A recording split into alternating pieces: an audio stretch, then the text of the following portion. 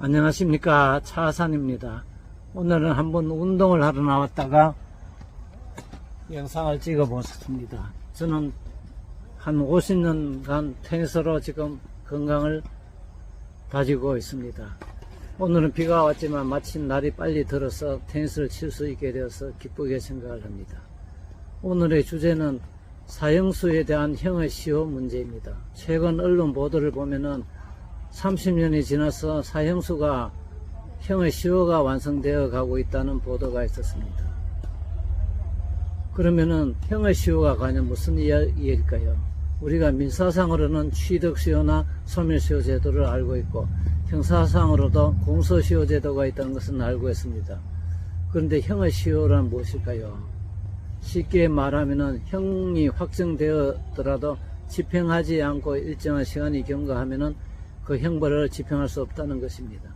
예를 들어 벌금형이 확정되었지만 일정한 기간 동안 그것을 집행을 하지 못하였다든지, 또는 징역형이 확정되었는데 소재를 파악하지 못하여 징역형을 집행을 하지 못한 경우 일정한 시간이 지나면은 더 이상 그 형벌을 과할 수 없다는 것입니다. 이것은 우리가 이해가 됩니다.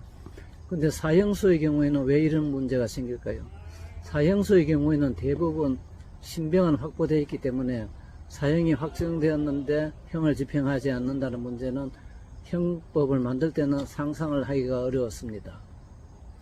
그런데 1990년 이후에 우리나라에서는 사실상 사형제도를 집행을 하지 않고 있습니다.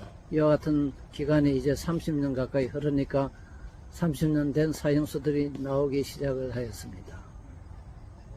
그러면 형의 시효가 완성된 경우에 이 사람들을 석방을 하여야 할까요? 석방을 할 수는 없다는 것이 우리가 상식적으로 생각을 할 수가 있습니다. 그래서 그 시효기간을 늘리든지 아니면 아예 시효기간을 없애는 방향으로 생각을 할 수가 있습니다. 그래서 이와 같은 문제가 근데 입법이 되더라도 그러면은 사형을 집행을 하지 않으면 굳이 사형을 선고를 할 이유가 있을까? 또 사형을 선고하여서 그 장기간 동안 사형수를 어떻게 관리를 할 것인가 하는 어려운 문제가 우리가 대두되고 있습니다.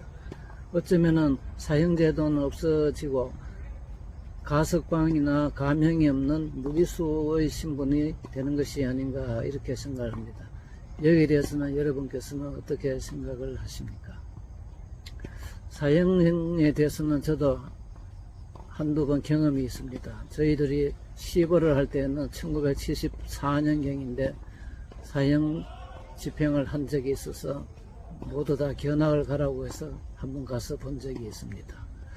또 형사 합의 재판을 하면서도 사형을 선고해 본 경험도 저도 한 번 있습니다. 1심에서 하였기 때문에 과연 2심에서 어떻게 되었는지, 또 그때는 사형이 과연 확정되었더라도 집행을 하지 않는 때였으니까 아마 집행은 하지 않았으리라고 생각을 합니다.